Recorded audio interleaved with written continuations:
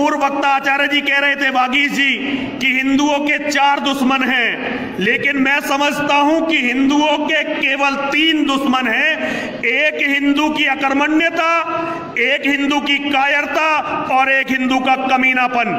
ये 3 हिंदू के दुश्मन हैं, इन्होंने ही हिंदू को बर्बाद किया है।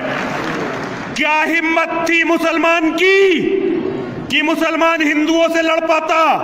क्या हिम्मत थी ईसाइयों की कि ईसाई हिंदू को खत्म करने की सोचते?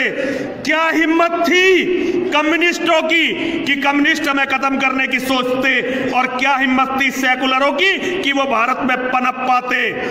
यदि मुसलमान ने यह सपना देखा तो इसका केवल एकमात्र कारण था, हिंदू अपने स्वार्थ के लिए लड़ता रहा, स्वार्थ के लिए मिटता रहा, कभी भी धर्म के लिए नहीं लड़ा। जितने भी लोग धर्म के लिए जिन्होंने लड़ने का प्रयास किया, चाहे छत्रपति शिवाजी हो, चाहे महाराणा प्रताप हो, चाहे गुरु गोविंद सिंह हो और चाहे महर्षि दयानंद सरस्वती हो, सारे के सारे केवल हिंदुओं से लड़ते रहे। मुसलमानों से लड़ने का मौका तो इन्हें बहुत कम मिला, क्योंकि सारे हिंदू छाती खोलकर खड़े हो गए कि मुसलमान हमें बहुत प्यारे हैं। कितने दिन महाराणा प्रताप मुसलमानों से लड़े हैं, जरा सोचकर बताइए। कितनी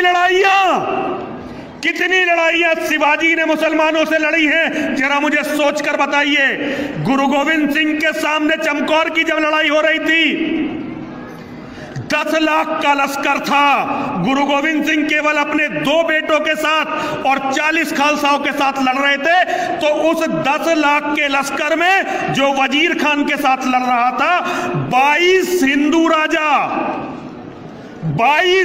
राजा अपनी पूरी ताकत के साथ वहां लगे हुए थे, जिनका एक लक्ष्य था कि आज गोविंद सिंह का कत्ल करना है। जितनी भी आज तक फौजें लड़ी, अंग्रेज कितना आया इस देश में? हम ईसाइयों की बात करते हैं। वैसे तो मेरा मानना यह है कि अंग्रेज यदि इस देश में नहीं आया होता तो आज हम हिंदू के रूप में जीवित नहीं होते। और कितना अंग्रेज आया इस देश में? कभी भी इस देश में 1.25 लाख से ज्यादा अंग्रेज नहीं रहा। 1.25 लाख या 1.5 लाख, इससे ज्यादा अंग्रेज कभी नहीं रहा। हिंदुओं को गुलाम किसने बनाया? हिंदुओं को गुलाम हिंदुओं ने बनाया। हिंदुओं को कभी ना अंग्रेज हरा सका, ना हिंदू को कभी मुसलमान हरा सका। महमूद गजनवी जब अफगानिस्तान से चला तो उसके पास 20,000 लोग थे, और 20,000 लोग उसने कैसे इकट्ठे किए? उसने अफगानिस्तान में डुगडुगी पिटवाई। सारे राजा नहीं था कोई महमूद गजनवी। भारत पर राज करने से पहले इस्लाम का कोई राजा नहीं था। जिसे ये खलीफा कहते हैं, वो खलीफा केवल लुटेरों का सरदार हुआ करता था। अरब की अर्थव्यवस्था केवल मसाले बेचने और डकैती लूटमार पर आधारित थी। पूरी मेरे पास इसकी थीसिस है, कभी अगर ईश्वर ने समय दिया तो मैं दुनिया के सामने इस विचार को रखूंगा।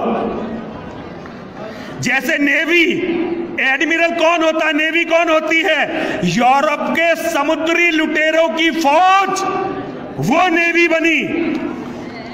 अफगानिस्तान के लुटेरे इकट्ठे होते थे, उन्हें संदेश दिया जाता था कि हमें भारत पर आक्रमण करना है, जहां सोना गलियों में बिखरा पड़ा है, जहां की औरतें परियों से भी ज्यादा खूबसूरत हैं, और जहां नामर्द रहते हैं जो उनकी हिफाजत नहीं कर सकते। महमूद गजनवी गारंटी देता था अपने सरदारों को कि तुम मेरे साथ भारत चलो, भारत में बहुत बड़ा वर्ग है जो तुम्हारे स्वागत के लिए खड़ा हुआ है।